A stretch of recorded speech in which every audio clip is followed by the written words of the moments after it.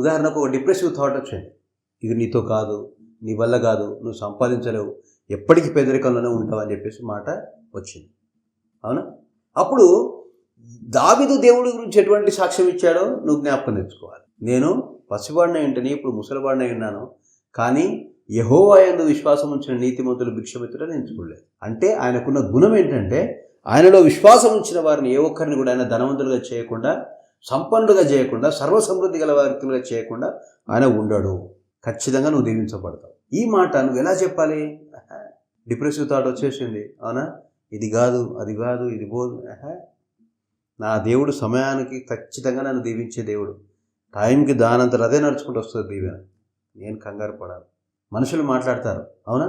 మనుషులు మాట్లాడినప్పుడు తిరిగి ఏంటది నిర్మోహమాటంగా జవాబు ఇవ్వండి. అవునా?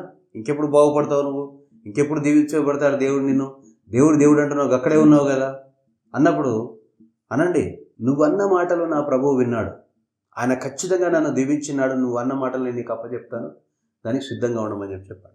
ఎందుకు? జీవం గల దేవుడు నిన్ను దీవిస్తానని చెప్పిన దేవుడు ఆయన ఖచ్చితంగా చేసి చూపిస్తాడు. ఆయన వాక్కులు ఎటువంటి వాక్కులు అంటే, అది ఆకాశం నుండి భూమిని తడపడానికి బయలుదేరిన వాన చుక్క లాంటిది. అది ఖచ్చితంగా భూమిని తడపడానికే వస్తుంది, భూమిని తడపనే తడుపుతుంది, కానీ మళ్ళీ తిరిగి పోదు. దేవుని యొక్క వాగ్దానాలు కూడా ఖచ్చితంగా నీ జీవితంలో నెరవేరుతాయి. ఇందులో ఏ సందేహం పెట్టుకోవద్దు. సందేహపడ్డావా నువ్వు దుష్టుని చేతిలో పడతావు, వాడు నలిపి పడేస్తారు.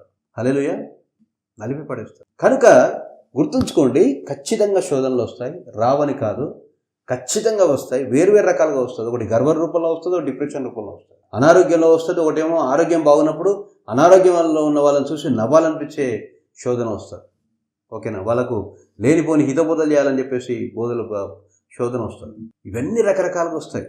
అవి ఎన్ని రకాలుగా ఉన్నాయో వాటిని తెలుసుకొని వాటి పట్ల అవగాహన కలిగి ఉండి జాగ్రత్తగా నువ్వు భద్రపరచుకొని ఎప్పుడు దేవుని యొక్క బలిష్టమైన హస్తాల కింద దీన మనస్కుడవండి నువ్వు నీ యాత్రను కొనసాగించాలి. ఖచ్చితంగా నీ ప్రభువుని నేను చేస్తాను, ఖచ్చితంగా నేను దీవిస్తాను.